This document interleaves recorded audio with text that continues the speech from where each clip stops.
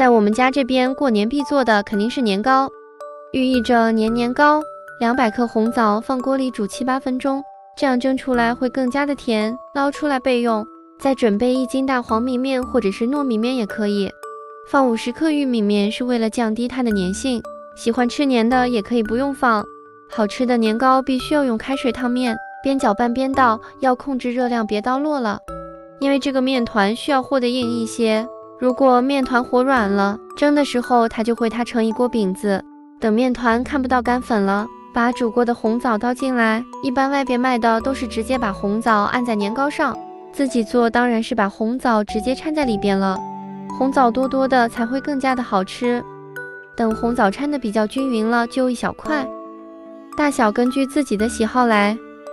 先给它团成一个圆球，再用大拇指从它的底部戳一个小洞，边转圈边给它捏成窝头的形状。我们山东这边的年糕都是做成这个样子的。做好后放在蒸屉内，水开之后再上锅蒸，蒸20分钟焖5分钟，我们的年糕就做好啦。